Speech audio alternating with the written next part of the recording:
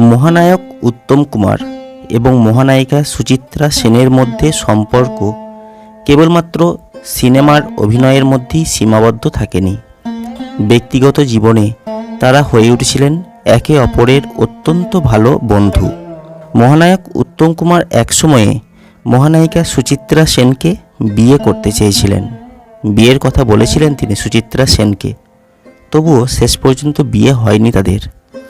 আজকের এই ভিডিওতে মহানায়ক উত্তম কুমার এবং মহানায়িকা সুচিত্রা সেনের বন্ধুত্ব এবং প্রেম নিয়ে কিছু কথা বলবো।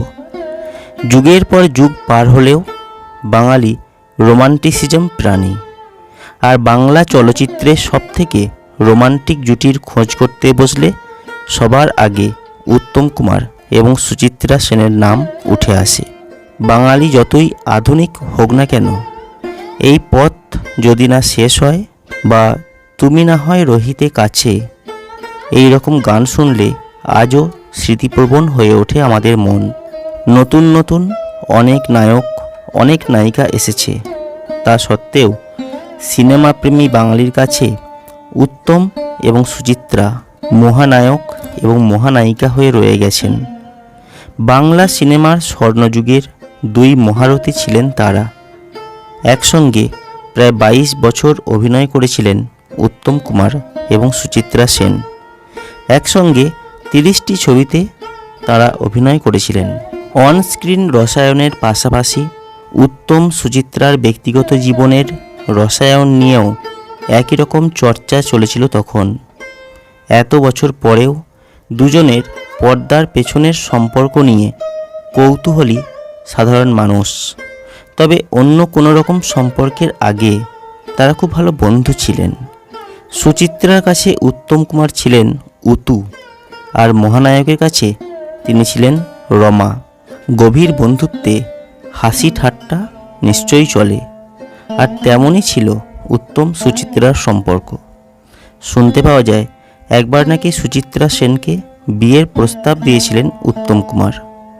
মহানায়িকার বাড়িতেই তিনি নাকি এই কথা বলেছিলেন। তিনি বলেছিলেন, রমা, তোমার সঙ্গে যদি আমার বিয়ে হতো।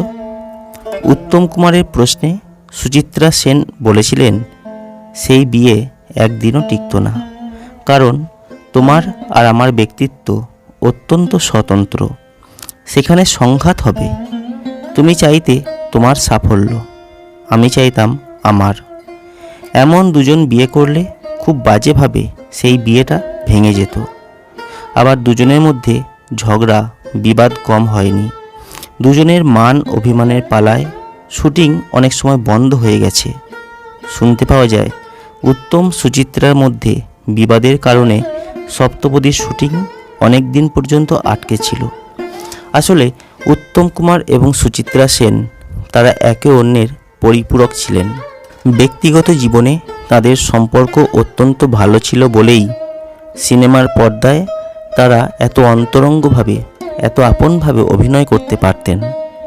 তো বন্ধুরা, এই ছিল সুচিত্রা সেন এবং উত্তম কুমারকে নিয়ে একটি ছোট্ট ভিডিও। কেমন লাগলো আজকের এই ভিডিও কমেন্ট করে জানাবেন।